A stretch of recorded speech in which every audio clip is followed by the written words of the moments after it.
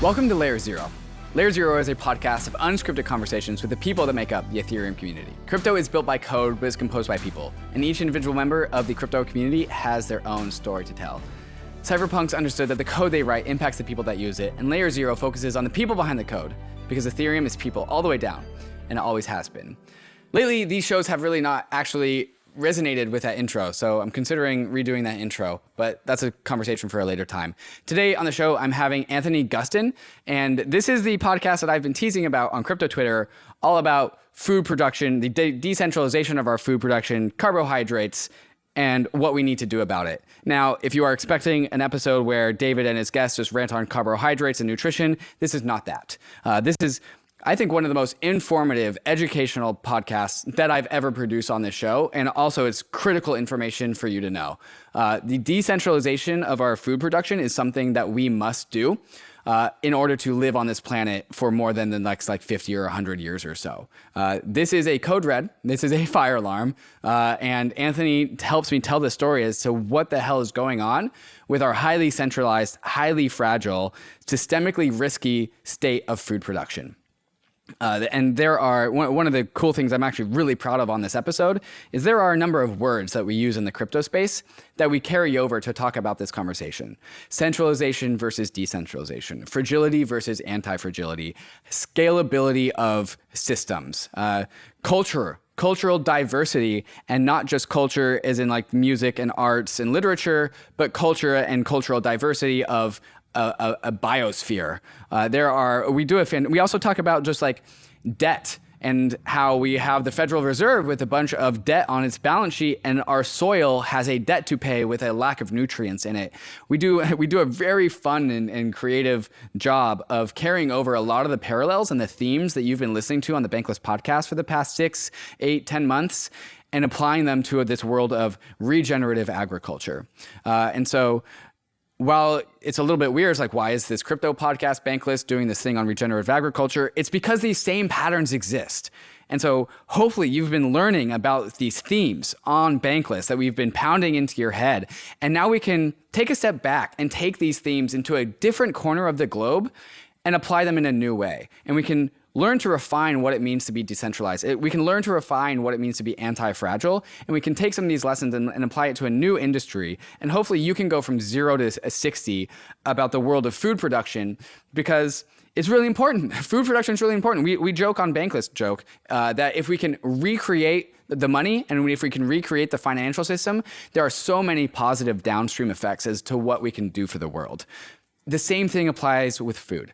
If we can recreate and reconstruct how we organize our food production systems, there are so many second, third, fourth order consequences that are so positive for this world. It recreates our relationship with our own human selves. It recreates our relationship with our community and our family, and just reorients our spiritual awareness of what it means to exist in this world. So this is something that I hope you hear in my voice. I'm extremely passionate in. I extremely much believe in this. No, this is not a nutrition advice podcast, but if you got pulled into it because of my rantings on crypto Twitter, haha, gotcha. I hope you stick around for the next 90 minutes because this is, I hope, going to be one of the most informative podcasts that you'll ever listen to. And it's a nice beat off the path of crypto while still using crypto principles and crypto values. So Anthony Gustin, he's a personal hero of mine. I've been listening to his podcast before I've been podcasting, and he's just super sharp, super tact, and he's got a great head on his shoulders. So I hope you enjoy this fantastic podcast all about regenerative agriculture and decentralized food production. We're going to get there right after we get to some of these fantastic sponsors that make the show possible. Rocket Pool is your decentralized Ethereum staking protocol. You can stake your ETH in Rocket Pool and get our ETH in return, allowing you to stake your ETH and use it in DeFi at the same time. You can get 4% on your ETH by staking it with Rocket Pool, but you can get even more by running a node. Rocket Pool is the only staking provider that allows anyone to permissionlessly join their network of validating Ethereum nodes. Setting up your Rocket Pool node is easier than running a node solo, and you only need 16 ETH to get started. You get an extra 15% staking commission on the pooled ETH that uses your node to stake. You also get RPL token rewards on top. So if you're bullish ETH staking, you can boost your yield by adding your node to the decentralized Rocket Pool network, which currently has over 1,000 independent node operators. It's yield farming, but with Ethereum nodes. You can get started at rocketpool.net, and you can also join the Rocket Pool community in their Discord. You can find me hanging out there sometimes in the chat, so I'll see you there. MakerDAO is the OG DeFi protocol, the first DeFi protocol to ever exist, even before we called it DeFi. MakerDAO produces DAI, the industry's most battle-tested and resilient stablecoin. Using Maker, you don't need to sell your collateral if you need liquidity. Instead, you can spin up a Maker vault and use your collateral to mint DAI directly. With Maker, the power to mint new money is in your hands. And there's something new in the MakerDAO ecosystem. Every time a new Maker vault is opened, the owner can claim a POAP, which contributes funds to One Tree Planted, an organization with ongoing global reforestation efforts, creating a world where digital participation and the health of our environment can live side by side. Soon, Maker will be present on all chains and layer 2s, bringing the biggest and best DeFi credit facility to everywhere there is DeFi. Today, you can mint DAI on oasis.app, DeFi Saver, or other DeFi protocols that you use. So follow Maker on Twitter @MakerDAO and learn from the oldest and most resilient DAO in existence. The Layer 2 era is upon us. Ethereum's Layer 2 ecosystem is growing every day, and we need Layer 2 bridges to be fast and efficient in order to live a Layer 2 life. Across is the fastest, cheapest, and most secure cross-chain bridge. With Across, you don't have to worry about high fees or long wait times. Assets are bridged and available for use almost instantaneously. Across's bridges are powered by UMA's optimistic oracle to securely transfer tokens between Layer 2s and Ethereum. Across is critical ecosystem infrastructure, and Across V2 has just launched. Their new version focuses on higher capital efficiency, Layer 2 to Layer 2 transfers, and a brand new chain with Polygon, all while prioritizing high security and low fees. You can be a part of Across's story by joining their Discord and using Across for all of your Layer 2 transferring needs. So go to across.to to quickly and securely bridge your assets between Ethereum, Optimism, Polygon, ARBITRUM, or Boba networks. Anthony Gustin, welcome to Layer Zero. Thanks, man. Appreciate it.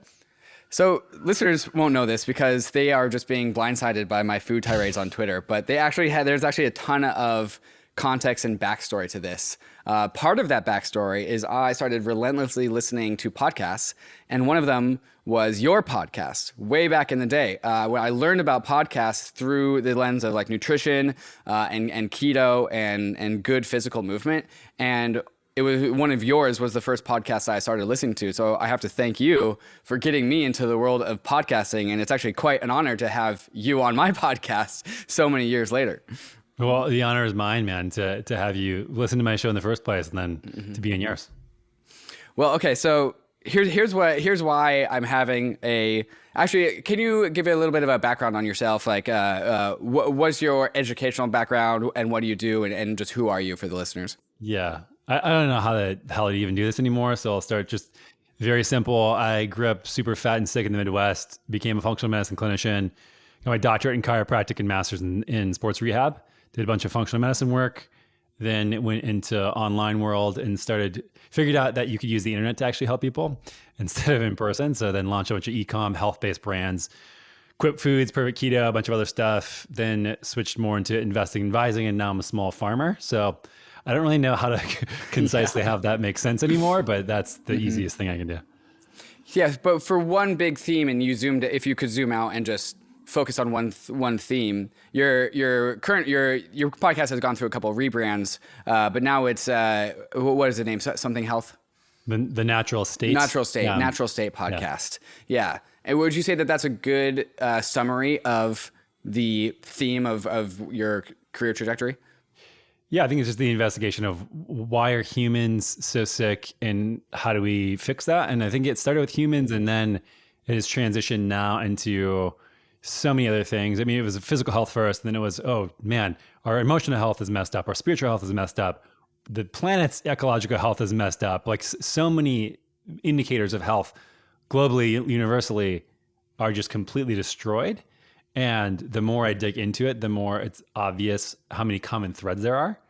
And so it's fun to get into farming because I'm using more of the land and paying attention to the health of animals and then how that impacts humans and how all of this stuff is intertwined and how even mental, emotional health, spiritual health, et cetera, when you strip humans away from the food system, a lot of that also degrades. And there's a lot of really great people who write about that. But yeah, it's just once you start going down this rabbit hole, I think it starts to all make more sense. And the thing of the more you learn, the less you know is very true for a lot of stuff that I'm into. But yeah, the health overall that I can perceive with my senses, I guess, is what I'm interested in. Certainly. And I think listeners who are probably wondering, like, why the hell is there this like nutrition health podcast coming out of Bankless, this crypto podcast? The answer to that is that I think this is going to be a very fun exploration into the ties, not between crypto and food production, but with the words and themes that we use. Anthony just used the word like rabbit hole. We are very familiar with that in crypto, but it goes far beyond that.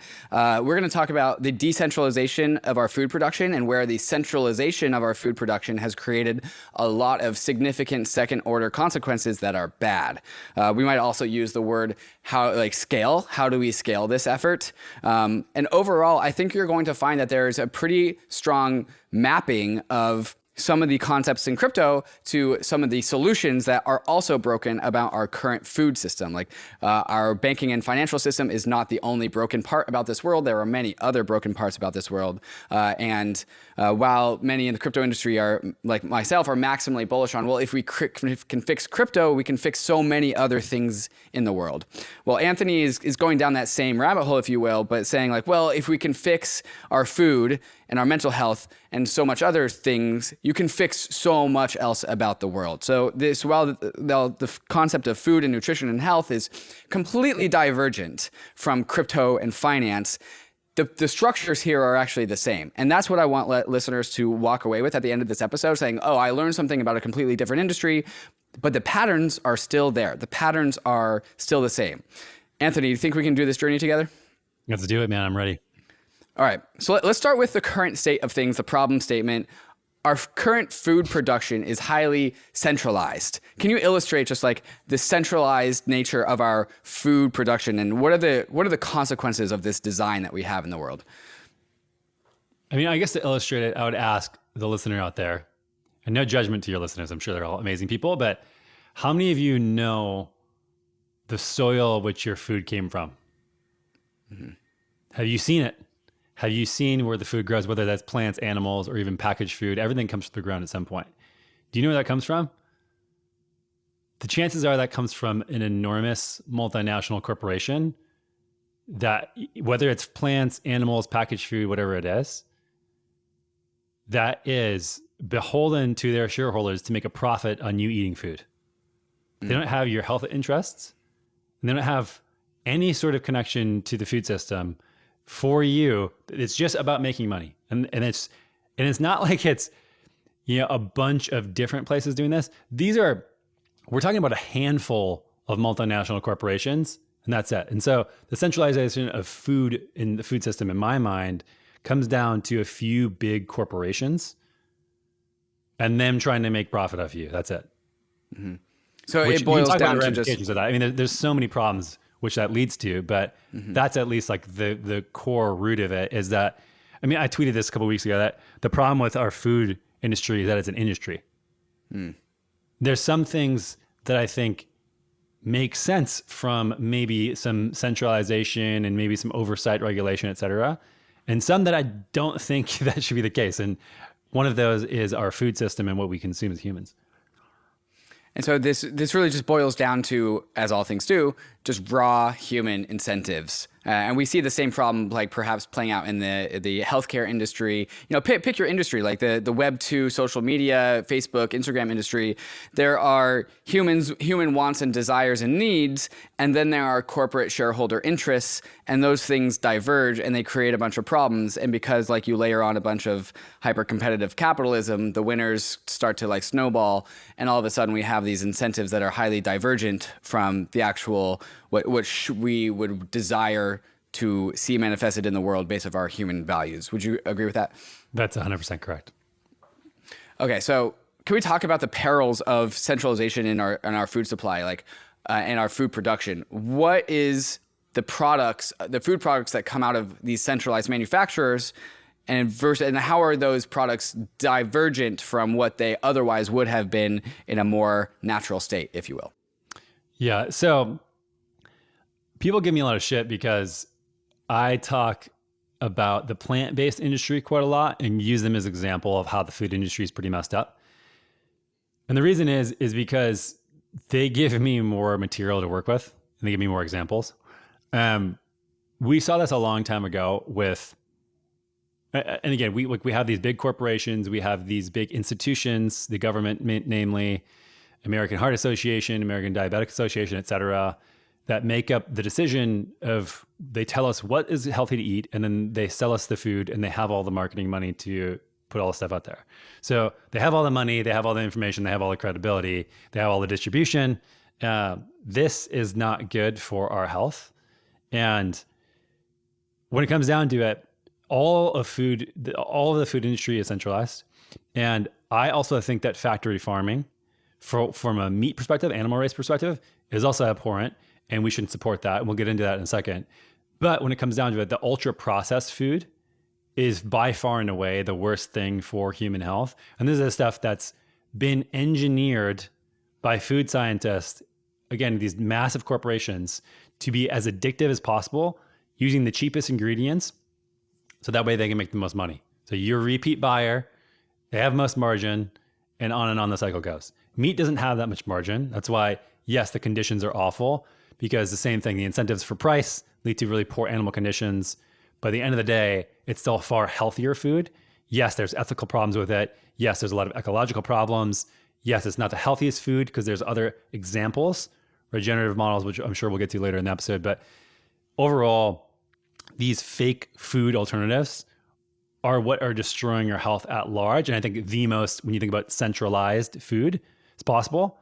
Because if you go in your backyard and raise an animal, have a garden, etc., and you go to the grocery store and buy meat and vegetables or fruit or whatever, it looks roughly the same, right?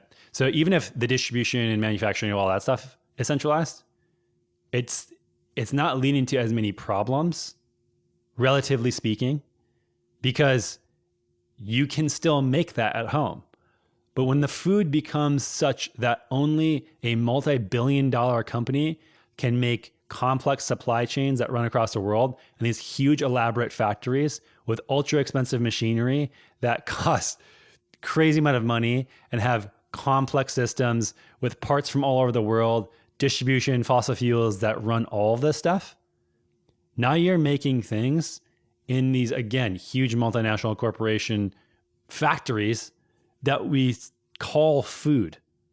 This is not the case. This stuff is what poisons people the most. And as you know, my material, I've been on a tirade against carbohydrates for a very long time. And that's, just to give a clarification on that, it's not real food carbohydrates that I really care about at all.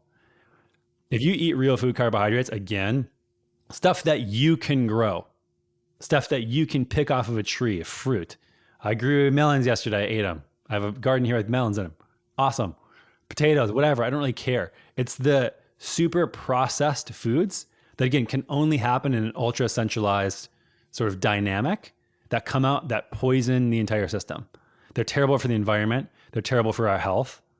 They lead to crazy healthcare costs. And that's where I think we get into trouble, is this maximalized, overprocessed food. Carbohydrates go out of control. We can now consume 300, 400 grams a day. If you're eating real foods, you're never going to get that point. And so that's where I think the crux of the centralization issue comes into play. And let's make it really concrete for the listeners. What's an example of one of these foods? Are we talking like Cheetos, Doritos, Oreos, this kind of stuff? Yeah, that's a quintessential stuff, which I called, big food. Big food is, the General Mills, Procter & Gamble, these big companies where if you are, especially 30, 40, 50 years old plus, these companies from your childhood, the box cereals, the chips, all this type of stuff. It's really only like 4 companies that own all of this stuff. There are all these different brands, but it's only about 4 different corporations that own all of it. There's now, though, a new big food that's coming out, which is the Impossible Foods, the Beyond Meat, all this type of stuff. It's the exact same model. But they're putting a new skin on it. And so just like when we had margarine before, people used to have homesteads where they churned all of their own butter, made their own fat. It was totally fine. Then we had Crisco come along. Procter & Gamble made Crisco, which was hydrogenated oils. Said, okay, this is way better. And then we had this huge anti-butter crusade happening against the world, that only this factory could provide this super clean, convenient fat. Turns out this kills people. We figure out 50 years later And the reason why they do this is because, again, the incentives are not aligned with human health. They're aligned with a corporation making money by selling this food that's not actually food. And so the same thing's happening across all animal foods now.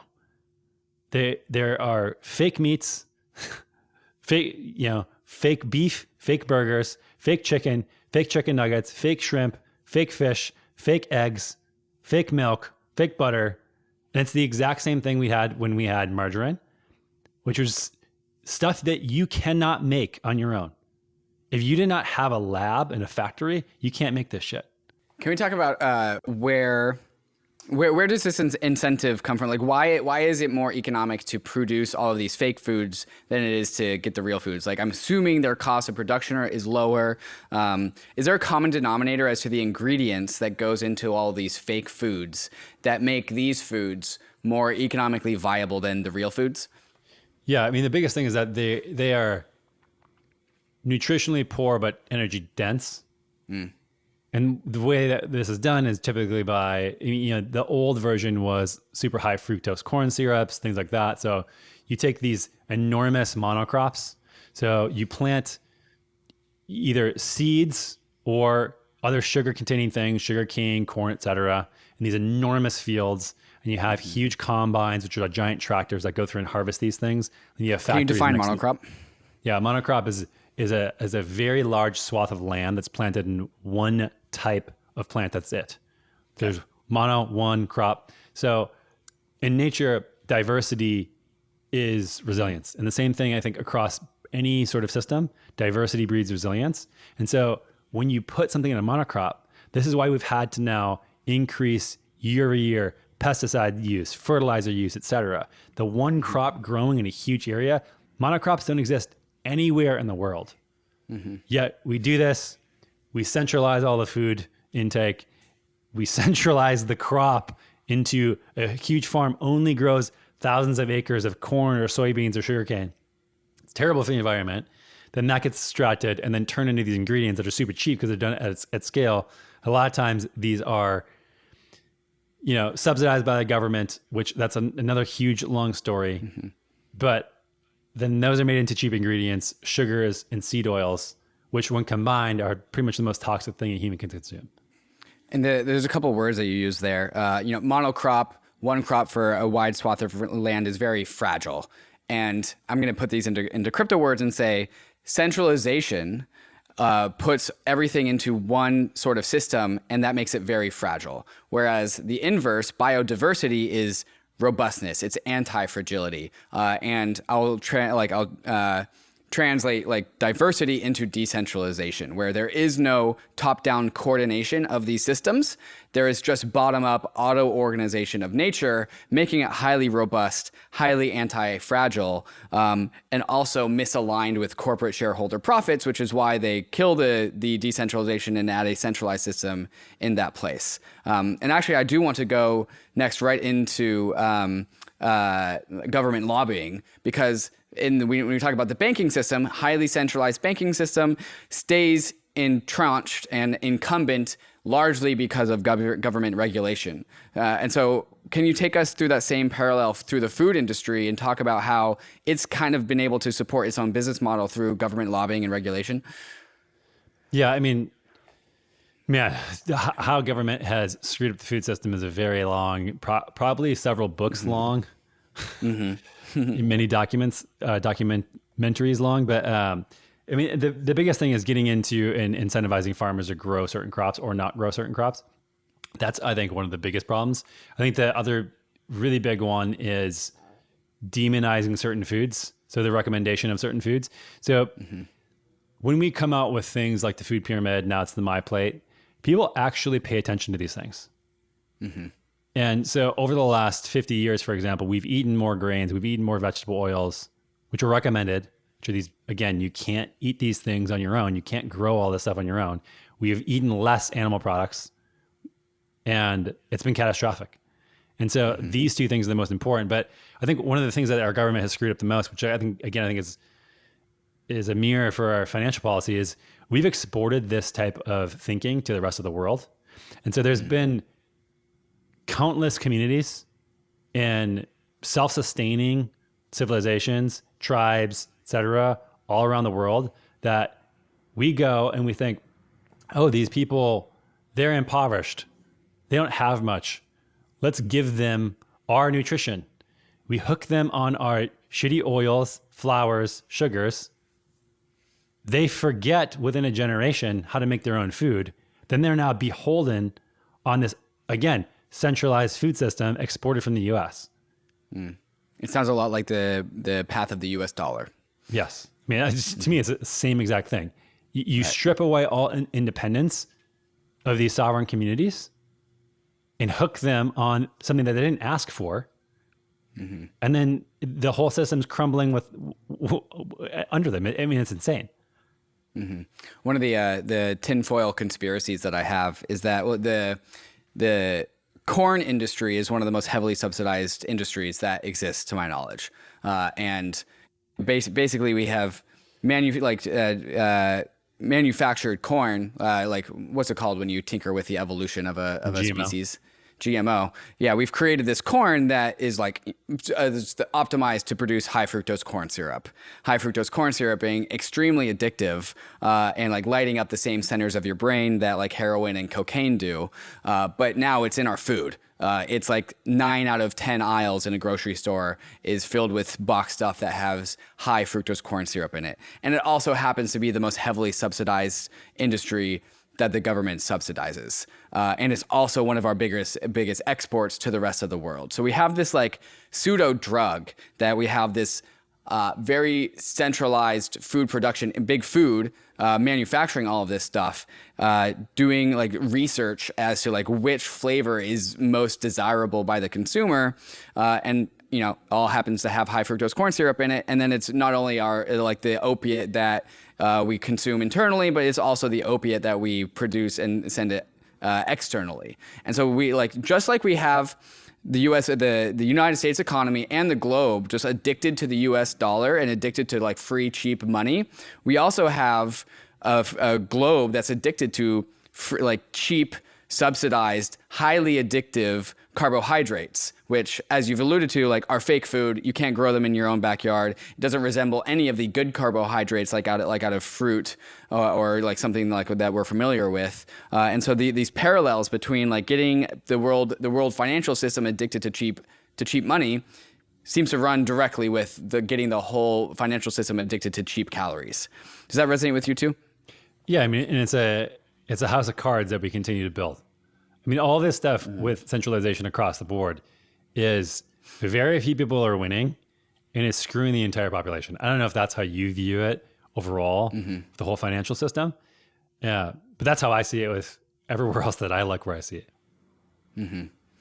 Before we start to get into like the solution behind this whole thing, is there any parts left that we haven't talked about the problem?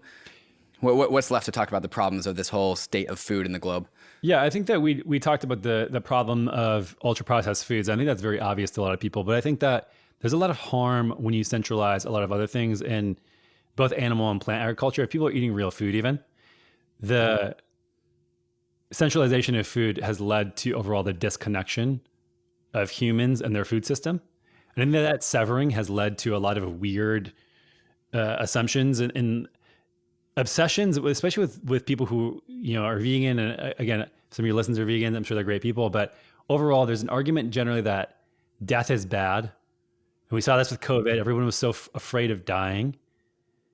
And I don't know, with the technocrats out there also listening, like we don't have singularity yet. We're not living forever. And I think there's this expectation that we will dominate nature and we will live forever. And when you actually participate in killing animals, growing them, killing them, growing plants and killing them, and participating in the food system, you have a connection that is irreplaceable. And I didn't really get this until I started hunting, and then even more so after I started farming. Now I have this small farm in Texas, and it's something that you can't buy. And it creates a different perspective on food, and it's hard to even explain until you experience it. But I think that separation of humans and nature has actually led to a vast majority of our problems. Like I said before, digging into our mental health, emotional health, physical health, all these things. I think the root is really the separation of humans from nature, which brings back to the natural state of all this stuff. is an organism in its natural environment. And us in our natural environment would be mostly procuring food. I stayed with this hunter-gatherer tribe last year in Tanzania, and that's the bulk of the quote unquote work they did, was going out to hunt and gather food. And that connection of life and death always is, I think, a spiritual reminder for people who are generally disconnected with it. But even to bring it down to a practical example, they used to have, even as soon as like the 1920s, they used to, when there were cities and we were stopped having everybody in homesteads and everybody sort of eating from the land, they would bring animals into the city still alive and slaughter them there because it was the freshest way to do it and freshest way for people to get meat. And it was this big spectacle where children and families would come and watch the animals get slaughtered. Now, we may think that this is crazy and barbaric or whatever, but it gave them appreciation that things die, life is sacred, it's important what you put in your mouth, don't waste things. And now we're so disconnected because of centralization of even real food that people have no concept of where this cut of meat comes from, of where this broccoli is grown. Doesn't like, they don't know that the broccoli maybe was grown also in a monocrop with terrible conditions, that the farmer was abused and sprayed pesticides all over. We're just completely disconnected. So it leads to all these weird other perverse things in our life. I think this is a really important conversation and something I definitely feel strongly of, because there's these documentaries that exist out there that like show you the perils of like factory farming and why you shouldn't eat meat. And like they did the whole like secretly bring in a camera and film some of these atrocities that haven't made its way out into the mainstream. And then like, now it's like a Netflix video, and then it's turned like 10 million people to go vegan because of how like poorly these animals are treated in these factory farms. And I'm privy to this argument that the people that work in these factory farms, where there's just like it's a holocaust like every single day of like these cows that are put through these terrible living conditions. They're cramped quarters. They're all diseased, and the worker that has to work and observe these conditions, it begs whoever does that job has to be so incredibly like desensitized and brutal, because they are taking the responsibility of like the whole world to understand what it means to kill an animal on their shoulders. So rather than like all of us as individuals participating in this process, which has in our ancestors been like a very ritualistic, ceremonious, coming together, community-oriented process, and it's taken the butchering of an animal and just like centralized it into one very like evil-looking location, like the factory farm. And so these few people bear like the burden of like being the butcher for an entire globe's population. And those people become insanely desensitized to the livelihood of the animal. So they are extremely brutal. They're also paid minimum wage. They're just paid to slaughter animals. But like when you watch these videos of like inside factory farms and you see these people have absolutely zero care for these animals because they're just a product to them, it's because we force a few members of society to butcher everyone's animals on our behalf, rather than like us partaking in this adventure, in this ceremony together. And so like this centralization has, like you said, like disconnected us from our own relationship with food. And now as a backlash to that, instead of people getting closer to their food, perhaps like going and finding their local farmers market, instead they just go to like this pre-packaged like food and Safeway or whatever, they become vegan because they think that is the answer instead. Like if we want harmony with animals, we must become vegan rather than having an alternative, closer relationship with our food. Would you agree with the assessment? Yeah, for sure. I mean, again, the centralization not only forces these hired mercenaries to take that responsibility. That's a great phrase. In that just nightmarish situation, it also shrouds the amount of death that is normally occurring in all food production, no matter if it's in your backyard or on a large scale. It shrouds the truth, really. If you go out, like if I go to my garden right now and pick something, like I'm stepping on 50 bugs to get out there that are going to die. The plants are dying all the time. If you are alive, you depend on death. Anything alive depends on death, plant or animal.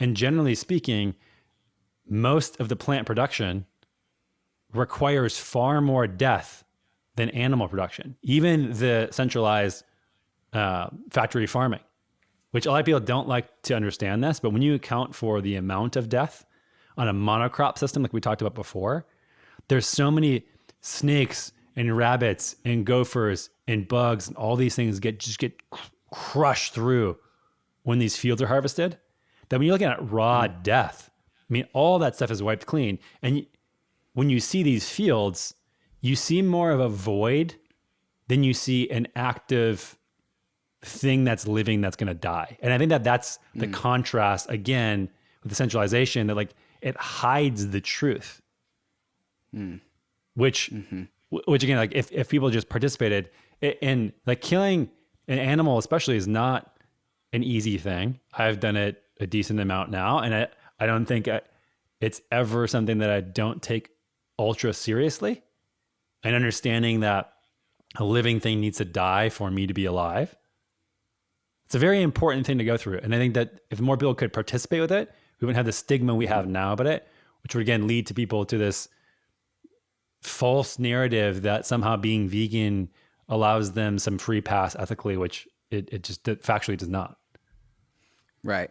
Can you talk a little bit more about just like the fragility of a monocrop culture? I really like what you said, where like if we see a monocrop pasture, like just like a field of just like one crop, that's like 99.9% thing. Other things had to die for that one crop to live in that one space. And like we've created this farmland very far away from the cities, very far away from our mental space. But just like the diffusion of one thing to be alive, like when you're alive and you're breathing air, that's air that somebody else could have breathed. There's a limited amount of air on this planet. And if that metaphor doesn't land with you, well, I mean, there's other resources that we can talk about too. Like water also is paid for money, like food. Like if you buy food, that makes food more expensive for others. Like your existence, there's a limit as to how many humans can exist on this planet. And so like your space comes at the cost of others' space. And so when we clear out like these areas, these swaths of land, and just put monocrop culture, it forces everything else to have died in its wake, whether it's animals or other plants. But also, can you really talk about just like the fragility that makes in that biome when we have a significant monocrop culture paradigm? Yeah, I mean, I alluded to it earlier about how much destruction you have to do to do it. But I think that the most important thing is that we have these monocrops based upon an artificial support system that should not exist. Same thing with our financial system. It is all propped up on stilts. And if any one of these things topple, we are screwed. So we are at a point now where the only reason we can feed the amount of people we can feed right now is due to this thing called the Haber-Bosch method that was invented after World War I. These German scientists basically figured out how to make synthetic nitrogen, which allowed monocrops to be very, very productive. After that method, our population in the world absolutely skyrocketed. But now, because we do that, again, we've never seen monocrops in nature, ever. Doesn't exist anywhere in nature. And we do it, and we have to kill all these species of plants that naturally occur. We have to destroy the habitat of thousands of different animals. But not only that, now we're starting to spray artificial fertilizer on that so that we have crazy yields. That destroys the soil underneath the plants. The soil gets extracted, so we have to spray all this stuff on top. And then we have to start, because it's an unnatural ecosystem, we get huge amounts of locusts, huge amounts of pests. We have to spray pesticides and then herbicides because other plants are coming up. And that stuff destroys the ecosystem even more. And so now we're basically engaged in this constant escalating warfare with nature. But all these chemicals, all these tractor parts, all these fossil fuels are all, again, dependent on these enormous, fragile corporations that are harvesting the nitrogen, the fossil fuels, the pesticides, the herbicides from every corner of the earth to centralize it into one field, to spray it everywhere, to come up with this artificially cheap food-like substance that we consume that makes us sick. It is the most insane thing that I don't know why more people aren't freaking out about this. And this is why I hate vegetable oil so much, is because as much as you hate about hate on corn, and I agree it's a huge problem, especially in the United States. Worldwide, the top five out of the top five greenhouse emitting crops, top five land use for crops, top five water use for crops, all go to making seed oils, vegetable oils, which are basically growing these huge monocrops, pesticide use, herbicide use, fertilizer use, all seed oils, top five, all of them. So that way we can make cheap, rancid fat that is poisoning people. It blows my mind. Biggest problem. I think it's worse than any sort of carbs. Again, we're getting a little off track here, but it's the monocrop that I am most gutted by when I see it happening. And again, it's most removed. It's not grown on the highways of the U.S. This is what we mostly clear rainforests for. Amazon is not cleared for beef production. Amazon's cleared for seed oil production. And then when the land does not support that, they have to bring cattle back on to bring back the fertility of the land, which is what animals do. And then they take them off and plant seed oils back in there. We'll dive into that angle a little bit, because that's illustrative in of its own right. But I'd just like to bring up the fragility of when we have these monocrop cultures, which is like a system of food production where it feels like holding water in your hands.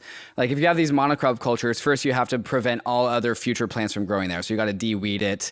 But then you have like this food source, not just for humans, but for bugs too. So you got to spray on the pesticides.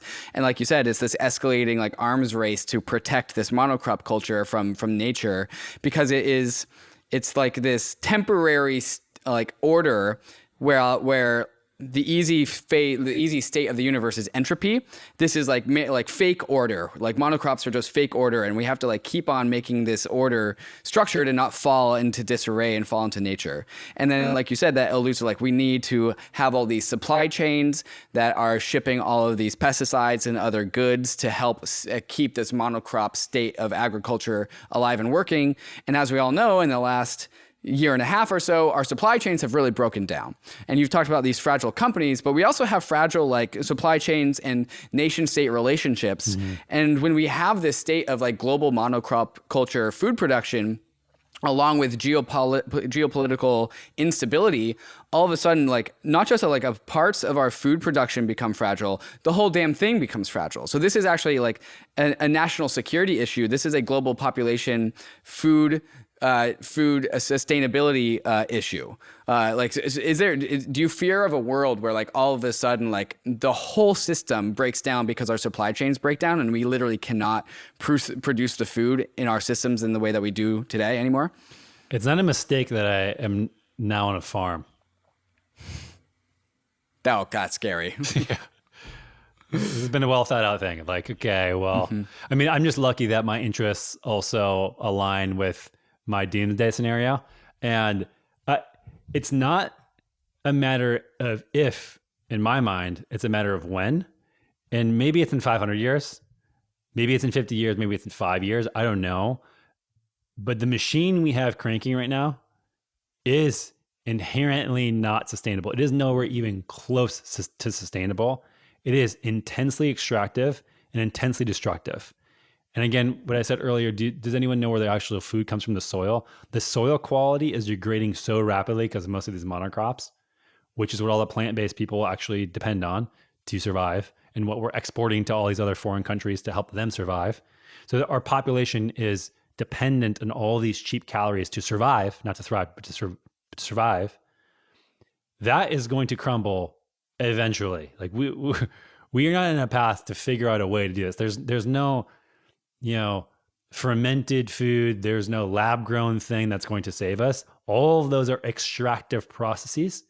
Just like if you have a national debt or a personal bank account and you keep spending more than you're earning, eventually you're going to screw yourself and you're going to be completely belly up. And that's where we're at. Like we are so negative on an ecological balance sheet. We're not even close to sustainable. And so when I think about food production, centralization, things like that, there is no form of sustainable centralized food production. And sustainable would just be we're making the same amount we're spending. Regenerative, which is what I advocate for, is you're earning more than you're spending. So the soil fertility is improving, the biodiversity is improving, the waterways are improving, the food production is improving. All the other stuff right now is declining rapidly. And I don't want to be at a point where I am caught with my pants down and don't have any access to food, or at least the food that I want to eat. And again, it's something that I'm already interested in fully. And I don't mean to be alarmist that everybody needs to go get their own farm. But yeah, it's not a mistake that I'm learning what I'm learning and getting real skills and living on a farm. Certainly, and you definitely alluded to it, but I'll just make it super concrete.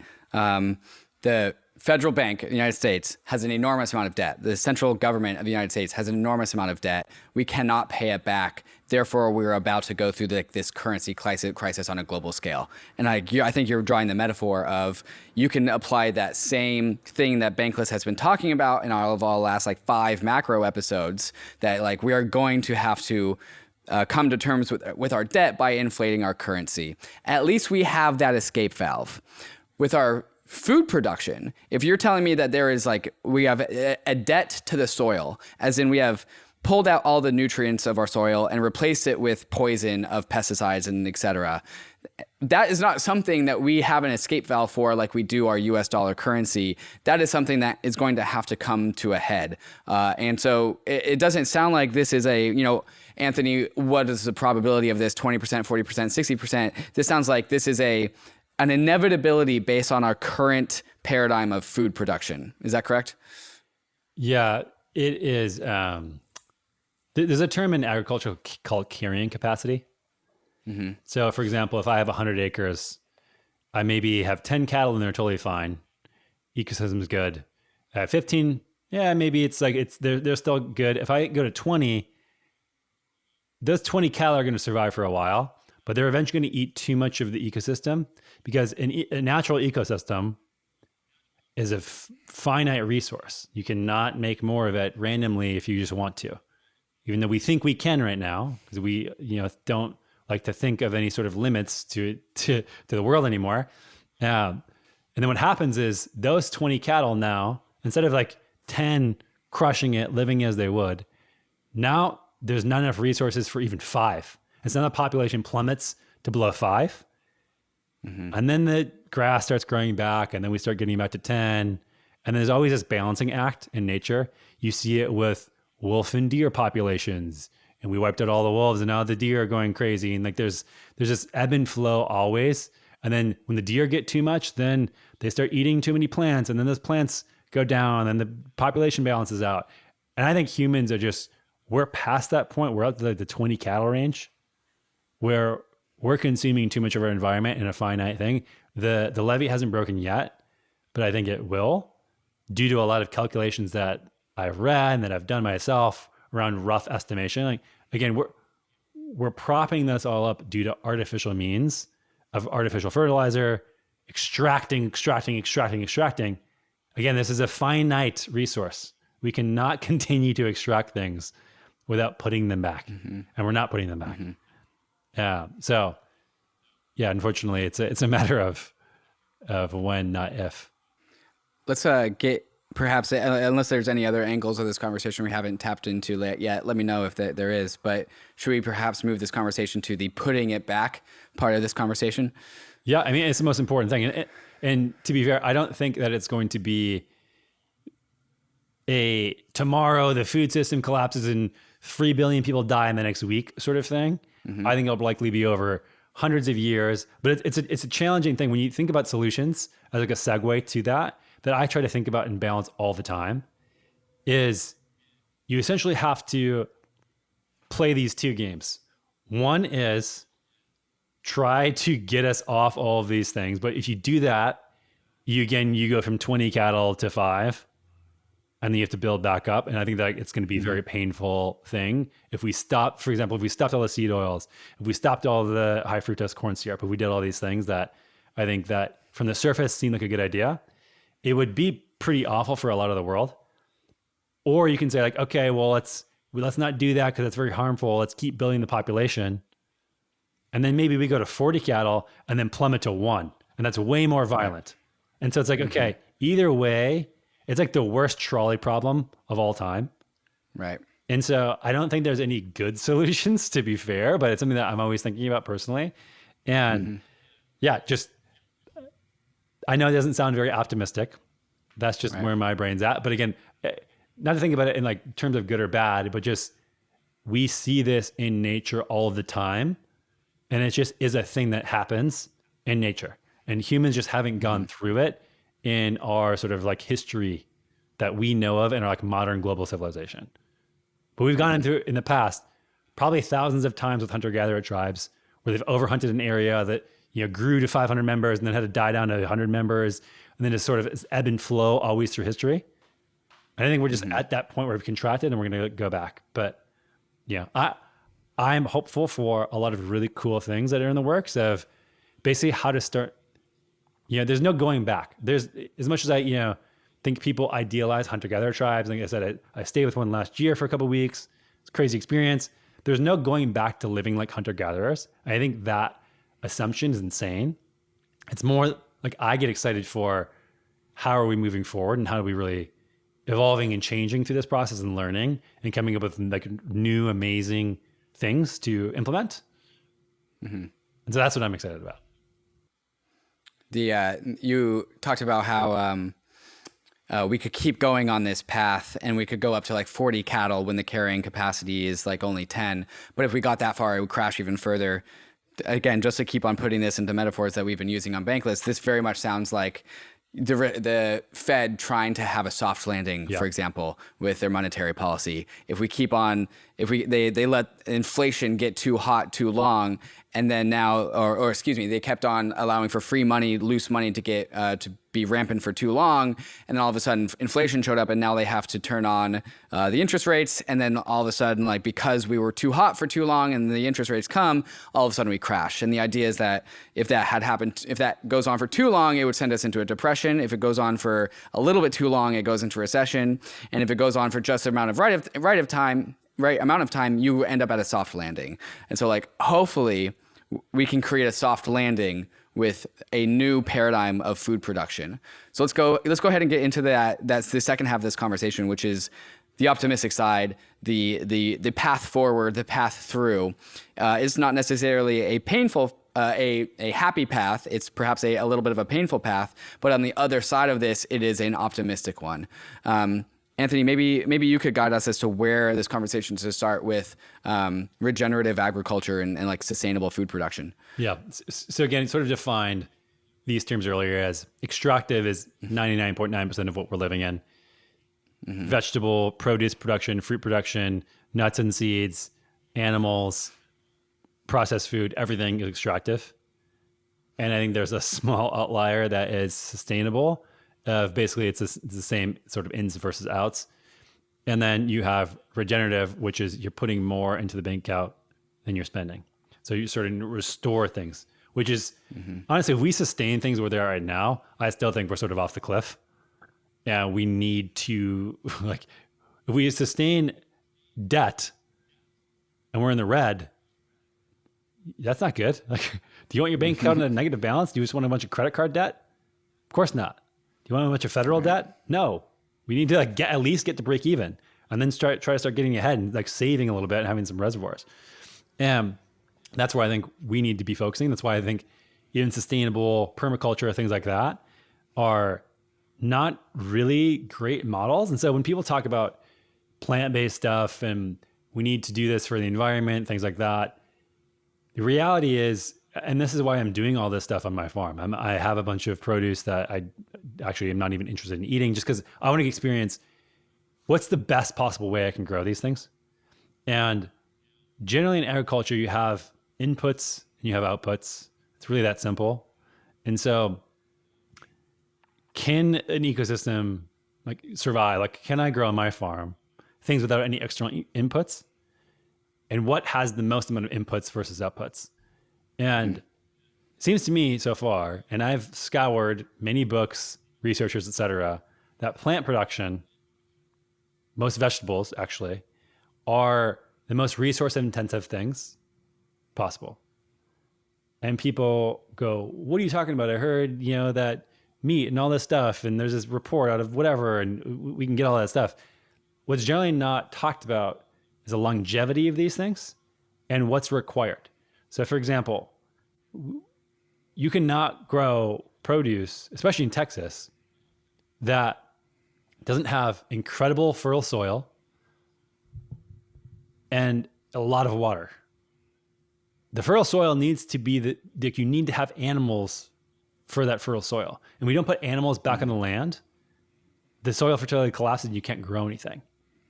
What are the animals putting into the land that is adding stuff to it? The animals chew up all of the plant matter. They basically ferment it in their stomach. They poop and pee all over the land. And that adds both nutrients, but also microbes. The most important thing is feces are a very biologically active thing. And so they're licking the ground, they're spitting all over it, they're peeing all over it, they're pooping all over it. And that breeds ecological diversity in microorganisms. Those microorganisms go into the soil and create a living web of microorganisms that end up breaking down the rocks that are in the soil, dirt, into nutrients. This is the biggest thing that people, I think, don't understand about how nutrient cycles work, is that you need microbial activity to break down dirt into soil, into nutrients, and then the plants, the seeds, extract those nutrients. But if you just grow the plant and take the plant away, and then keep doing that, and you're not adding back any of that fertility or any of that microbial activity, you screw the entire system. And you can't, again, you cannot do that indefinitely. I think a close second to that would be chicken and pig production. I think a huge lie that the agriculture community has told people, which once they find out, they're going to be really pissed about, is that pasture-raised pork and chicken is a huge scam. What I mean by that is that 99% plus of pasture-raised pork and chicken are fed GMO corn and soy. There may be some organic outliers, and even these outliers are fed massive amount of grain. So you're having to grow an enormous amount of grain, externally truck it in, and feed these pastured animals corn and soy, which again is not even close to sustainable. You're having to rely on monocrops for these animals to grow. At least these animals are putting in fertility where they are, and that's why I consider them like a very small step above the plants, is because they're adding into an ecosystem somewhere and they're making more nutrient dense food than plants generally are for humans. But that is an enormous issue as well. I mean, I've been dealing with some feeding issues on the farm, like trying to figure out, one, what's the most sustainable crop, what's the most local crop, what are the most healthy, species appropriate things. And again, it comes down to carrying capacity. When you look at chickens and pigs, wild pigs have a huge problem here. I have 8 pigs, and we're having to feed them over the course of 6 months about 6,000 pounds. 12,000 pounds of grain to grow up. How do they do this in the wild, you ask? Well, they have hundreds and hundreds and hundreds of acres. And so if you're growing food for humans, you can't even, like, I could maybe have 1 or 2 pigs on my entire property. I got 8. If I have grain, I could have hundreds of pigs on my property. And so it's just not a feasible thing to have either chickens or pigs on a property without external inputs, grains, etc. And so sort of what you're left with when you're looking at what is good for the soil long-term, what is good for the biodiversity long-term, what is good for the waterways, what is good for all this stuff. Generally speaking, for the busted land worldwide that we have, and this can be repeatable everywhere around the world, is ruminant animals. So these are animals that go around, eat things that humans cannot eat, generally in places where we can't even grow plants to begin with.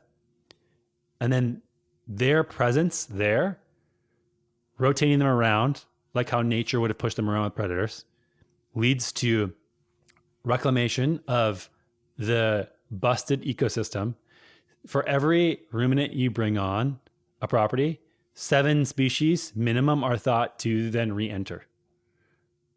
And so a lot of people, I mean, there's a bison ranch here that's outside of Texas called Rome Ranch.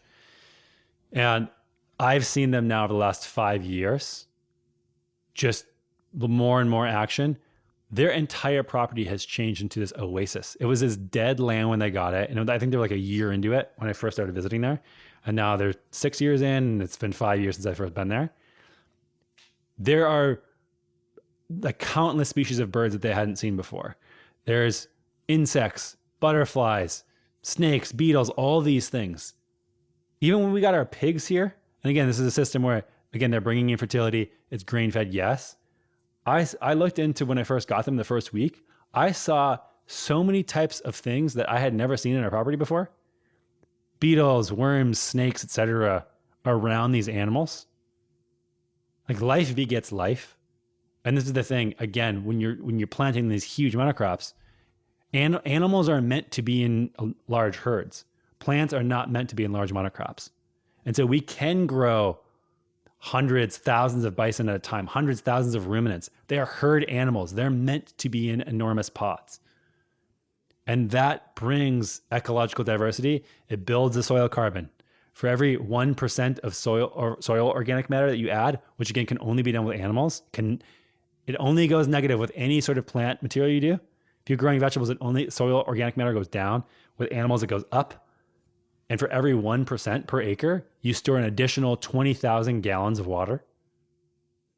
And so you're storing more water, which is, again, in Texas, we have this crazy drought going on right now. I mean, most of the US is in a crazy drought. It's very important.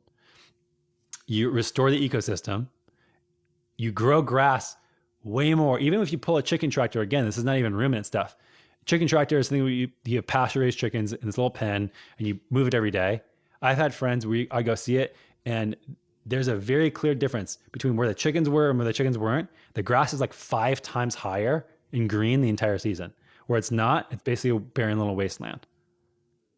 Again, where the animals are, and this is, the problem with this is people have all these stats that they measured some fucking methane from some cattle and said, well, methane stays in the atmosphere and is a greenhouse gas, therefore the cattle is killing the entire planet. And they haven't actually gone to the farm to see what it's like when a herd of cattle is managed appropriately. It's an ecological oasis. And you don't get that from a fucking factory that's producing Impossible Burgers. Like, go there and see what sort of ecological diversity you have.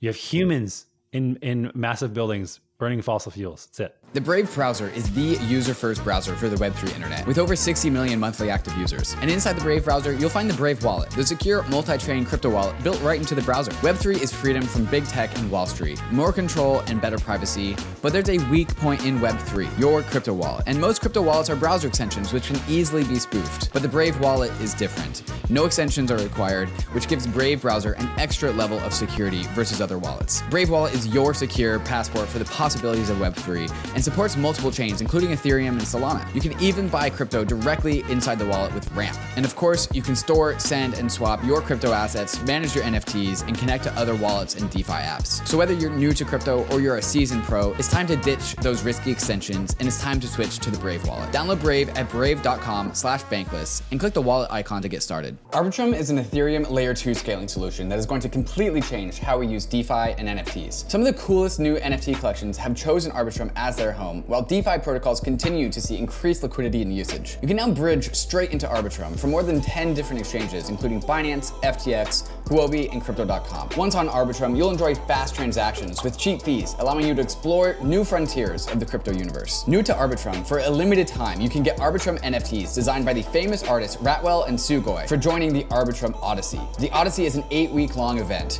where you complete on-chain activities and receive a free NFT as a reward. Find out more by visiting the Discord at discord.gg/arbitrum. You can also bridge your assets to ARBITRUM at bridge.arbitrum.io and access all of ARBITRUM's apps at portal.arbitrum.one in order to experience DeFi and NFTs the way it was always meant to be: fast, cheap, secure, and friction-free. There is a brand new staking feature in the Ledger Live app today. We all like staking the assets that we're bullish on, and now you can stake 7 different coins inside the Ledger Live app. Cosmos, Polkadot, Tron, Algorand, Tezos, Solana, and of course Ethereum. With Ledger Live, you can take money from your bank account, buy your most bullish crypto asset, and stake that asset to its network, all inside the Ledger Live app. Through a partnership with Figment, Ledger also lets you choose which validator you want to stake your assets with. And Ledger is running its own validating nodes, offering a convenient way to participate in network validation, and it even comes with slashing insurance. Ledger Live is truly becoming the battle station for the bankless world, so go download Ledger Live. If you have a Ledger already, you probably already have it, and get started securely staking your crypto assets. There's a theme that I want to pull out here, again, connecting it to the world of crypto. We have a sister podcast, Green Pill, and it's hosted by my friend Kevin Owaki, who's a big proponent of this meme called regenerative finance.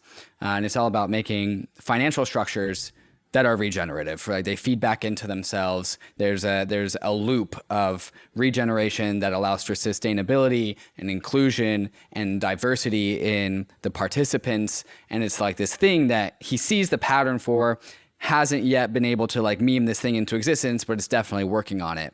And when you tell me that there's this world of regenerative agriculture where we have these large ruminant animals that are in harmony with nature. So we have the yin and the yang, the animals in the soil, and having the animals walk around and have biodiversity spawn in its wake is like the sustainable agriculture side of things.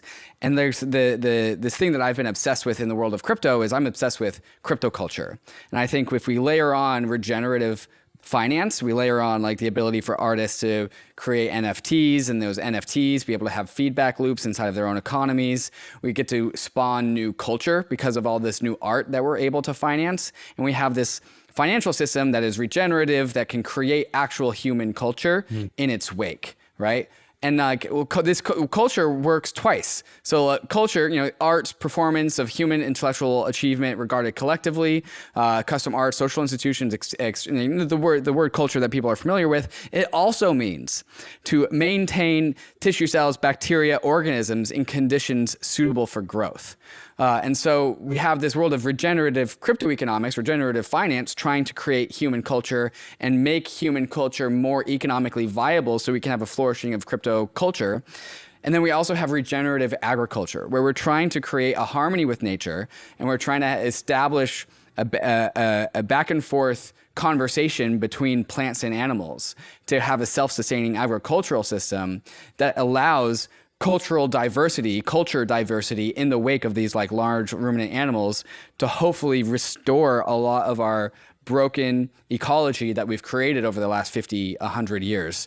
One question I have, Anthony, is in as these animals, you talked about like the methane coming from the feces of cows, but then instead when we have like these large plants being grown in its wake, how much carbon is actually being sequestered as a result of these plants being grown? Is there any conversation to be had there? Yeah, I mean, a very basic study that was done, just comparatively speaking, between regenerative beef and Impossible burgers. So for every Impossible burger made, there's 4.5 pounds of carbon that goes into the atmosphere. It's a carbon emitter. For every pound of regenerative grass-fed beef that is grown, 4.5 pounds of carbon goes into the soil. And it's the only thing that has been shown, again, ruminant rotational grazing, which is not the same thing as grass-fed. A lot of times grass-fed actually is bastardized, and it's just a bunch of cattle out. Think about the 40 cattle out on one big field, but they're given alfalfa pellets, and their ecosystem is artificially propped up. So this regenerative thing is very important. They have a diverse forage, so they're eating diverse plants, and they're being moved around in a species appropriate way that mimics a natural ecosystem. That's the only thing that's been showed to produce food that is sequestered carbon. But even still, like I think people, when they look at the sustainability, regenerative, extractive nature, focus solely on carbon. I think it's a silly thing to get so single metric minded. It's like looking at human health and assessing overall human health on calories in versus calories out. It's insane. Mm-hmm. It's one simple metric. I think it's a terrible metric in isolation. I think it's the more you optimize for single metrics, GDP is another one. Optimize for GDP. Right. Nice. It's all great. Yeah. Well, does that tell you anything about how people are functioning in an economy? Right. No, of course not. And the same thing with carbon in, carbon out. Gives you essentially no information about how the ecosystem's actually functioning, or the longevity of that ecosystem, the predictive longevity of the ecosystem, which is, in my mind, the most important thing. Again, looking at the carrying capacity, the predicted longevity is what I'm most curious in. Can we keep doing this? Yes or no? And if we can sequester carbon for the next 20 years, but then the whole system breaks apart because we have too much carbon. Like, I was talking to this venture capitalist who was raising all this money for this green fund, and he was all thrilled about their technologies. One of them was, he's like, yeah, we have this company in Australia that's doing this really cool thing. They're creating these sensors that are pulling carbon out of the atmosphere, and they're putting it in the soil, and they're making these little carbon rocks. I was like, what do you mean they're making these carbon rocks? He's like, yeah. So it crystallizes its carbon and puts it into the soil, and it's not going to break down for I think 100,000 years is what the estimation is. Like, so you're just going to pull carbon from the air, make these carbon crystals, and fill our soil, which we need to grow things in, with something that can't break down. With a field of carbon that can't break down for hundreds of thousands of years. Like, this is the type of shit that happens when we look at it from carbon in versus carbon out. Right, and it's a complex biological thing that when you try to simplify it, just ruins the entire way that you appreciate and interact with the whole system. And also, it's just like, to illustrate methane, for example, everyone thinks cattle are bad. Why? Because they barp and fart. And why is that bad? Because it has methane. And why is methane bad? Because it's a quote unquote greenhouse gas. But when you track methane, it is part of a biogenic cycle. And so the methane that the cattle excrete, which I think it's absurd that people talk about living creatures emitting greenhouse gases. It's insane. That it gets reincorporated back into the soil and the water. We need that methane to keep the whole thing going. It's part of a living cycle. It's not like we're taking it from one place, like fossil fuels, burning it and going in the atmosphere. It's part of a thing that goes around. And there used to be 75 million bison in this country, hundreds of millions of antelope, etc. There are less cattle than there were bison before. And we're saying that the less ruminant animals now have the methane. That's the problematic thing. It's just these simplistic ways to view things without looking at it in the entirety of the complexity, which I don't think we can put on a checklist. It's not that easy, which is again why, coming back to solutions here, the centralization, like you talked about, the executioner and the slaughterhouse killing thousands of animals a day, that guy or girl has not even been to the fields where the animals are raised. So why would they even care about the animal's life? They're just pulling the trigger. So the more that you can support people who are actually doing farming, whether that is plant agriculture, growing fruit, growing vegetables, growing animals, I don't really care. Those people who are actually interacting with the land, who are living on it and are responsible for maintaining that, if you're doing that and you're actually that person, the chances are extremely low that you are going to take poor care of that thing. And so again, going there, seeing for yourself, what is this ecosystem like? Where is my food coming from? I think this is a vote for resilience in literally where you live. And this is the thing too, right? How much of your food is coming from further than 45 miles away from you? If it has to, or if it does, that is not a very resilient situation you found yourself in. Or if you want to extend it to 100 miles, 200 miles, whatever, driving radius. I was looking at different places to move. If we were going to stay in Austin or not, we were looking at farmland, looking at some cities. One of them was in the South, Charleston. And there's basically no farms in like a 300-mile radius in the entire city because it's all swampland. And again, I'm not like doomsdayer. I don't really I'm not a Mad Max sort of, I don't hope for this stuff to happen, but I just find that really weird that all of the food this entire city is consuming has to be coming from so far away. Right. It's a dependency. Right. And it's a dependency on something that you need to do every single day to stay alive, which is scary. 3 times a day, typically, yeah. Yeah, And right. people have zero idea. This, again, it was the most important things for the tribesmen that I stay with is finding food. And it's the thing that people know least about how their world works and they're least connected with. Blows my mind. Right. One thing you said about like, oh yeah, everyone hates cows because they fart out methane and they poop out poop, and that also has methane, and that everyone hates that because it contributes to greenhouse gases. I think the reason why everyone hates it is it because it's largely happening in a centralized paradigm where all of these cows are all in the same spot, they're pooping in the same spot, and all of that poop isn't being put back into the soil. And I don't know what happens to the methane when it's all happening in one spot, but I would imagine in a centralized paradigm, all of that regenerative part of that cycle is not happening because we've centralized it too much. So when people hate on like meat and red meat and cows because of their methane and their byproducts, what they're actually hating on is the centralization of these things. It would actually be the argument here is that if we decentralized the physical locations of large ruminant animals, things go from evil to good. Things go from unsustainable to sustainable. Things go from the methane goes and turns into a greenhouse gas to being reintroduced part of the cycle. Is that a fair take? Yeah, and this is the biggest thing that people complain about when I talk about this stuff online is especially the people with vegan in their profile to proclaim to the world what they eat, which is weird. But they get very... Well, we have this in crypto Twitter. It's like, what chain are Yes, you a part of? It's the same level of tribalism. That's funny.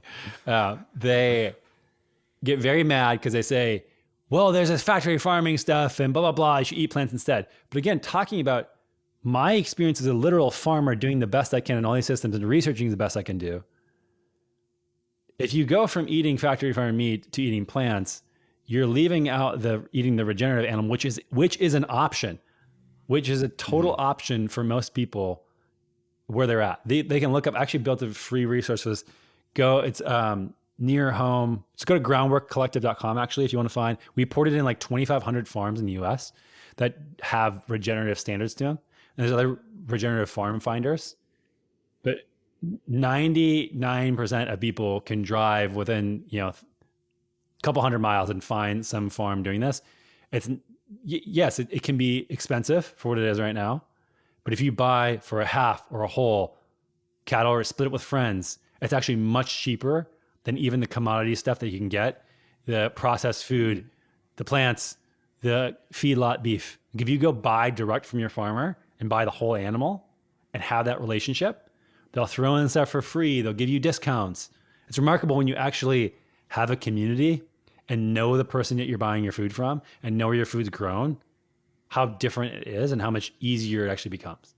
Interesting. And I'd imagine it's when it's just a math problem of some forms of cattle require all these inputs, all of these external feeds, all of these external capital expenditures to maintain their livelihood versus the regenerative agriculture, regenerative cattle model, which is how do I make a plot of land where this cow and this land is just self-sustaining, doesn't require any capital inputs. That's the whole point of that whole model. And so naturally, I would imagine it would be cheaper than the alternative mechanism, which is like, okay, I need to spend money to feed my cow.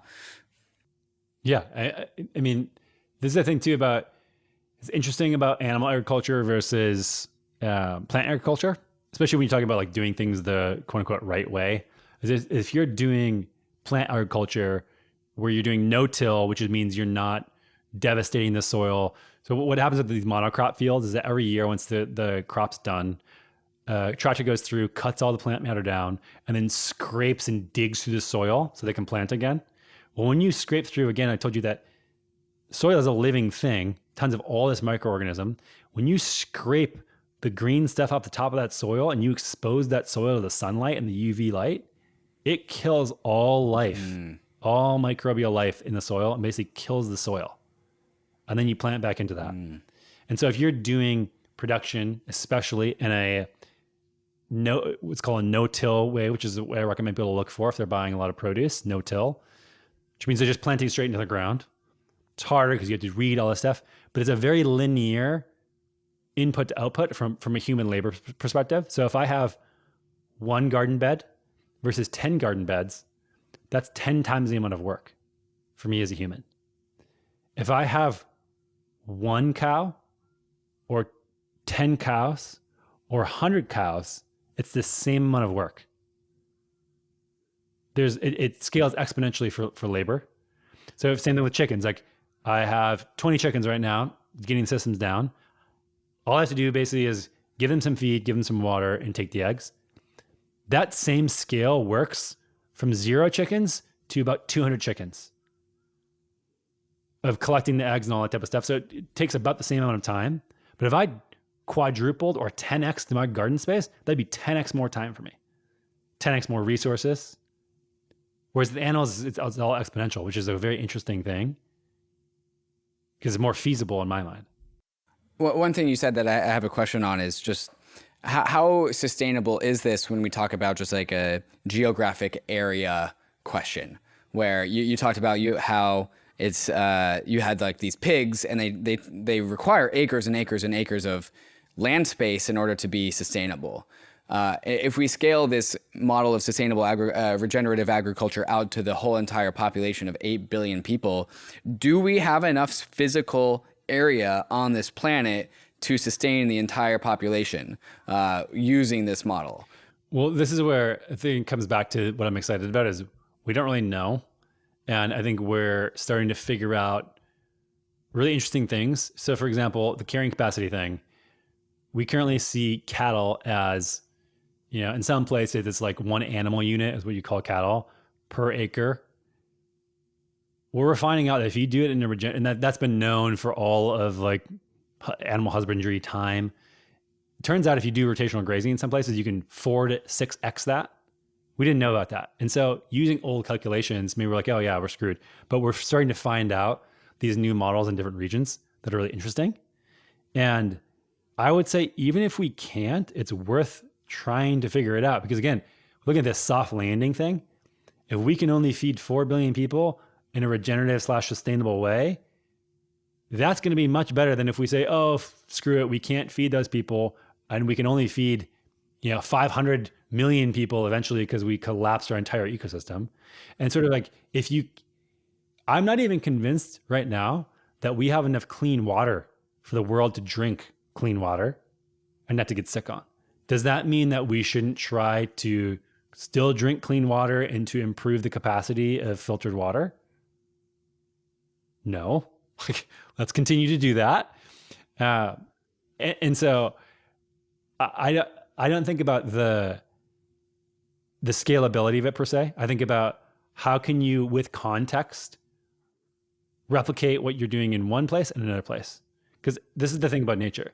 You need humans. You can't offload this stuff to machines. You need humans, a living thing, to be in a living ecosystem to sense what does this need? How do we respond? How do we interact with stuff? It's an art. And that may differ from my plot of land. I mean, it does differ. I have friends all around here who are farmers. 5 minutes this way, 15 minutes that way. They all have completely different land, completely different needs, completely different animals. That close, it changes. And so you're not telling, like, here versus another country, another continent, man, we're going to have very different approaches, but the principles still are maintained. How do we start having this look like a normal ecosystem? We've hunted all the megafauna off the planet, basically. So we don't have any perspective on what it should look like. When I was in Africa visiting this tribe, we went to some of these game parks, it's very clear to me, oh, this is what it actually should be looking like. We have this immense cornucopia of living things, large and small, that are habitating this entire area, that live in harmony together. Like that's what we need to be doing. Like this guy, Wes Jackson, writes a lot about this. He's old now, but doing some really interesting stuff. His concept of nature as measure. But now, like, we've essentially destroyed all areas where we should look at and be like, that's what we should aim for. And it's really hard to imagine what nature should look like because we've turned it all into, a zone of extraction for humans. But yeah, I think it's incorporating animals, increasing biodiversity, increasing biological activity, increasing water quality, increasing water holding capacity, sure, sequestering carbon. Like there's a variety of things that you could probably make some sort of judgment call on. There's like what I think for humans, like there's a bunch of different measures you can look at. But at the end of the day, you can have everything on paper. When you look at somebody, you can tell something's not, this person does not look healthy. You know, their skin's a little weird. They're, you know, something's wrong with their energy or whatever. Like you have this intuitive sense. This person is not healthy. This person's not a healthy organism. The same thing happens when you're on land, which is why I want people to actually go to the farms and see it. Because when you see it, you go, oh, it's sort of like porn, you know? You know when you see it. There's not like this hard line. You're like, you know when you see it. The same thing with ecological health. The same thing.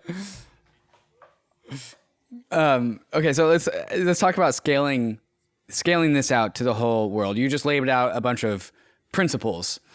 Is it as simple as getting as many farmers as we can to start operating their farm under these principles of, you know, increasing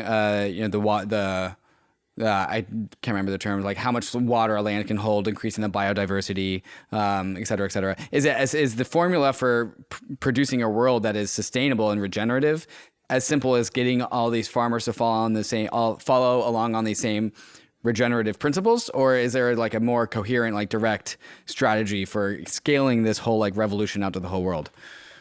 Yeah, this is where I think it's interesting. I heard this guy, Frédéric Laloux, talk about it. He's this Belgian food scientist guy, and he made a really good point that changed my mind. I used to think that it's like all, you know, groundwork, bottom up sort of thing, grassroots, like every man for himself, got to figure it out.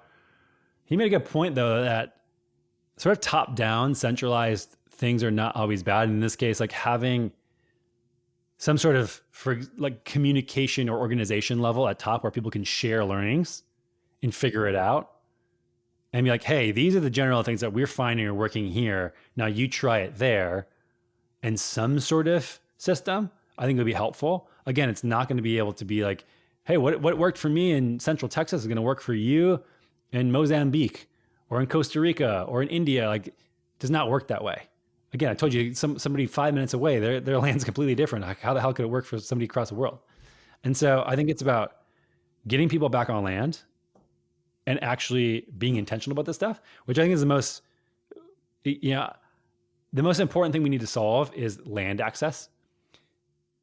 And I don't mean to be the guy coming to the crypto podcast talking about how blockchain is going to save the world, but I think that there are models there that I think as land prices go up, most people who want to get into farming can't afford land. So how do you do, but a lot of people want to support it and want to be part of it and interact and have ownership in their food system. And I think some sort of shared fractionalization of ownership of land needs to happen to have more people get back on land.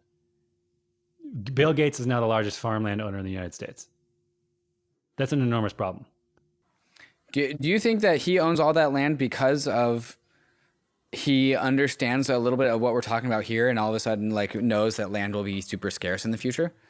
Man, you know, we could go down the conspiracy rabbit hole, Bill Gates all day long with microchips and the whole thing. But at the end of the day, I don't know, but I get the sense that it's not good for the average Joe who cares about their food system. Like if some billionaire owns tens of millions of acres in his underground lair, I can't go interact with the person. Like you need the person there who's doing the thing, you know, regardless of what it is. And so to have somebody own that much land is terrible. Mm-hmm. Let's talk about centralization. Having one person remotely own that much land, you can't give a shit about the land that you own if you don't interact with it ever. Right. Anthony, what advice do you have for the listener? What do we need to do?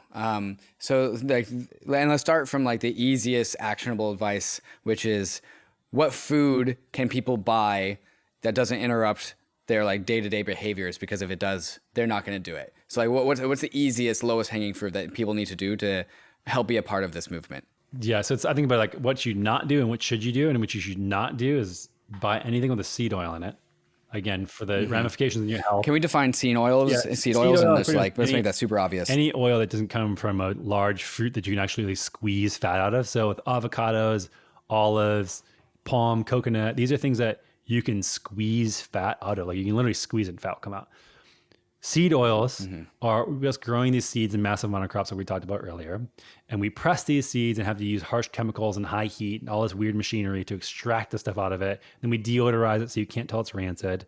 But the things that you'll probably see are soybean, safflower, sunflower, corn, cottonseed, canola, grapeseed, rice bran, peanut are some examples of seed oils. They're in literally everything. They're 99% of restaurant foods. Again, they're completely destructive to the planet. They're awful for human health. I actually think the more that I thought about going through the arc of perfect keto and all the work we did there and working with thousands of people, I think that most insulin resistance and carbohydrate intolerance actually comes from exposure to seed oils, which break your mitochondria, which don't allow you to process carbohydrates effectively. Because there are so many people that stopped eating carbs, felt really good, even introduced real food carbs, still couldn't handle it. I'm like, this doesn't make any sense. And then we started playing around with seed oils and like cleaning up the fat in their diet, finally corrected. So if there's one that you shouldn't do, it's eat these things. Once you consume them, they stay in your body for 2 years because they embed in your nervous tissue and your cell membranes. And then they auto-oxidize. So they create inflammation in your body for up to 2 years after you eat them. So if you eat chips that were cooked in soybean oil or whatever, or you eat a restaurant meal, and again, 99% of all restaurant food is cooked with this stuff. It's insane. That meal lives because of the margins, because no one can tell it's in there because it's a flavorless thing.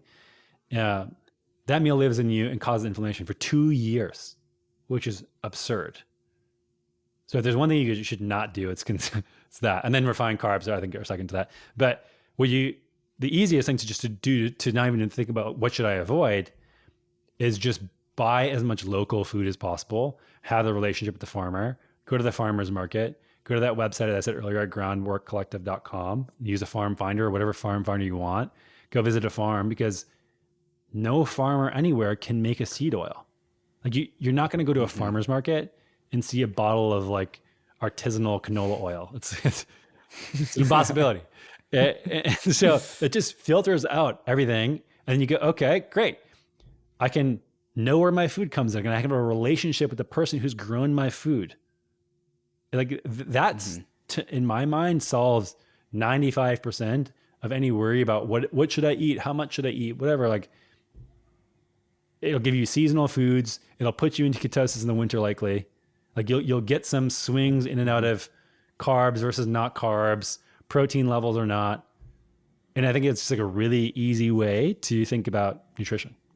That's really, really, really good advice. Go to the farmer's market, establish a relationship with a local farmer who, fits the rule of a farm that is perhaps close enough that you could eventually walk to if you had to walk really, really, really far. And there's also the conversation of like sunburning in seed oils. This is kind of a meme on crypto Twitter. Can you walk us through like the relationship between sunburns and seed oils? Yeah. So what happens again? I told you that the seed oils embed into your tissues. So they also embed into, heavily into your skin. And also the vast majority of skincare products, especially that women use, have these seed oils in them, which is really crazy and ironic, especially sunscreens, because you're putting on this thing that has this highly oxidizable and highly damaged by UV fat on your skin. Right. So then you have this thing on your skin and your skin's made of this thing that gets highly damaged in the sun. And so there's a lot of anecdotal stuff about people cutting out seed oils and still having a massive reduction in the incidence of sun sensitivity and sunburns. There's a lot of egregious examples where people say like, if you cut out seed oils, you're not going to burn. And I think that's insane. I think if you live in Canada and are inside for the year and then go on a trip to Cancun, I don't care if you don't eat seed oils, you're going to burn because there's no graded exposure to the sun and your body needs to build up melanin to have, you need graded exposure. But yeah, it seems to, when you take away the thing that destroys the skin and literally destroys the DNA, my hypothesis, and a lot of people have done really great work on this, the dots between seed oil consumption and skin cancer prevalence are insane. And so you don't think people sunburn, had skin burns, sunburns in the past? Of course they did. We also didn't have sunscreen. And so now we have this massive amount of sunscreen, but our skin cancer rate is going through the roof. It matches almost exactly. It looks like cigarettes in lung cancer. Lung cancer. It's a very similar chart. And the same thing looks with obesity and heart disease and diabetes and skin cancer and seed oils. Not to say like we know exactly all the mechanisms, but I think that we'll elucidate it eventually, and it'll be a primary driver. But it looks very close. So get those damn things out of your diet. This is definitely something I can speak from experience on, where years and years ago, before I went down this path of just like understanding nutrition, would super burn super hard. And in the last few years, in the last 2 years, I'd say, there's been a number of times where I've been out in the sun far too long, and I'm always thinking like, oh man, I'm going to really regret this tomorrow. And I wake up the next day and I'm not that bad. Not bad at all. And it feels like a superpower, honestly. It's like, oh, I can last in the sun. The other reason why like some people burn and others don't is you've alluded to it, is, hunter-gatherers generally were far more skin exposed than humans are. So like, we hide indoors for 9 months out of the year until we wait for it to be like 85 plus. And then we rip off all of our clothes and go to the beach without having any sun exposure for the last like 9 months. And then we burn, right? Like so like you combine like a lifestyle that doesn't have any seed oils with a lifestyle that puts sun on your skin light as much as possible throughout like the whole entire course of the year. And all of a sudden, like your sun immunity, your sun resistance is super high, and you also have a nice golden glow. So this has been the lifestyle I've been trying to live for the last few years or so. I think it's smart. Yeah. Anthony, is there any other tricks or tips or advice that we should all be following here? I think it's that local living, and how can you be part of a community and how can you live locally, I think is the antidote to many of our modern problems when it comes to, instead of digging into emotional health, spiritual health, ecological health. I think all of those things tie back to us, again, not being in a real natural state, in a union with our environment. And that environment includes, like, how are you showing up for the people who live around you? Do you know your neighbors? Do you actually have a real community? Or is it just a bunch of friends that you have in a city, like-minded people? How much are you actually engaged with the people around you versus just ordering stuff on Amazon? Like, do you support your local businesses? Do you buy from your local farm? Do you know where your stuff comes from? Do you have any skills you can offer people in the real world instead of just typing away at a keyboard for strangers on the internet? These are the things I think are important, that actually when I see people adopt them, people can master their nutrition and they go, oh, I still have these chronic diseases. I still have this depression. I still have this anxiety. Are you going outside? Do you interact with nature at all? Do you move your body through space? These things just seem very basic when you think about it, but when you look at an average person, especially who lives in a city, they never had this sort of connection with their natural environment because their natural environment is shrouded from them because they live in this concrete jungle. So it's really hard to do. And I'm not trying to tell people everyone needs to go live on a farm like me, but you can do it in small steps and just try to live more locally, which again, if and when things get tough again, I mean, you saw people who did this COVID times pretty resilient and did pretty well. And people who didn't, it was fragile and it was scary. There's a lot of fear and anxiety. Certainly. Well, Anthony, that lesson is definitely one of the reasons why I wanted to pull you on this show, because what we say on Bankless frequently is like, if you fix the financial system, you fix so much that's based on the financial system. And quite a large part of the world is based on top of the financial system. I would say most of it. But food also, literally the whole entire world is based on the food system. And the food system has so much more than just food production in it. It also has just values and ethos and sustainability and just like community all based in mind. And so I think together, if we can fix the financial system and if we can fix the food system with some of the strategies that you've brought to the table here, I think we have a fantastic world ahead of us. It doesn't sound like it's easy, but good things are never easy. And I think the first step of achieving that world is, like we always say on Bankless, tell stories about it. So thank you for coming onto the show and helping me tell the story. Yeah, I have one question for you.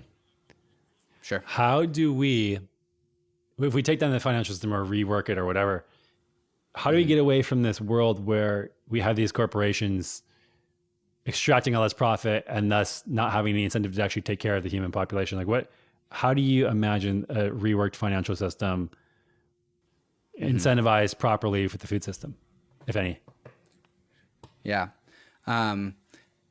That's a big question. I think it doesn't necessarily have to do with the food aspect of it, but baked in that question is, how do we just prevent the re-centralization of capital and money and finance back to look exactly like something that we already came from? Like, how do we prevent that, the centralization of resources and capital? But my answer for that would be, we have this cool brand new invention called private keys, which really disrupts equilibrium in a way that we have never seen before. And so we have this meme in the Web3 space where we have this system that can like distribute ownership to the individuals. And so like there's this like meme of Uber on the blockchain. Uber actually did try to give its Uber drivers equity, but they were hamstrung by regulation and just like a system that didn't support that kind of strategy. With private keys, we have ways for these DAOs, DeFi apps, we'll call it whatever you want to call it, to put ownership straight into the hands of somebody with a private key and not have to go through a payment network like Visa, not have to go through a commercial bank like Wells Fargo, and doesn't have to ask for permission from a regulation standpoint. And so like in the same way that you talk about getting closer to your food, we can also have people getting closer to these institutions that own capital. And these institutions that own capital, used to be built in the meat space, nation state regulation built on lawyer pen and paper contracts. But in the Ethereum world, they're built on code, and they're inherently community oriented. And there is no middlemen that separate the ownership and the asset being owned. And so how like that is, in my mind, this thing that it has a new sustainable equilibrium, because we have a bankless financial system that is a direct relationship to community, to community ownership, to the actual community. Like there is no mediator between this relationship. And so as it would relate to food production, I would hope to extend the same pattern of, like you were talking about, how do we divvy up land and have it fractionalized so people can own this plot of land and maybe that's their source of food. There's something there in this pattern where we have a more direct relationship between ownership in the same way that we have a more direct relationship with our food production.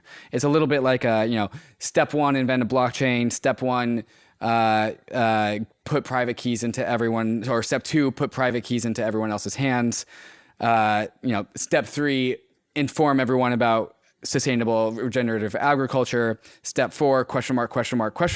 Step 5, have a regenerative financial ecosystem that is paired with a blockchain. I don't know about step 4. I think it would take a lot of time and experimentation and iteration and innovation. But I question mark. It'll just happen? Question mark? I don't know. Yeah, I think it's a little bit past the headlights, but I'm excited for it. Certainly. Anthony, it's an honor having you on the podcast. Thank you so much for, I think, making one of the most informative podcasts that I've ever made on the show. Well, thanks, man. It's fun to speak to audiences that maybe are not primed to a lot of stuff that I typically talk about, because I go on, health, wellness, nutrition podcasts all the time. I think it's same stuff people hear, but yeah, I'm just curious what the feedback's gonna be like. So if anybody has any questions, feel free to reach out to me directly, Twitter DM, Instagram DM, and I try to answer as many as possible, and happy to help anybody along the way. I am of service to you. Awesome. We will get, after the show, I'm about to ask you what resources you want us to put in the show notes.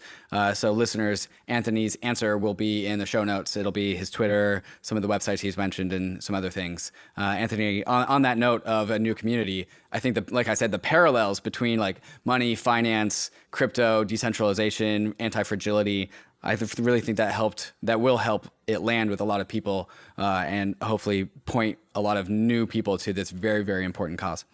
Thanks, man. Appreciate it.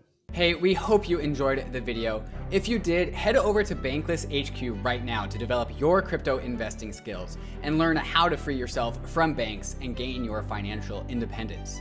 We recommend joining our daily newsletter, podcast, and community as a Bankless Premium subscriber to get the most out of your Bankless experience.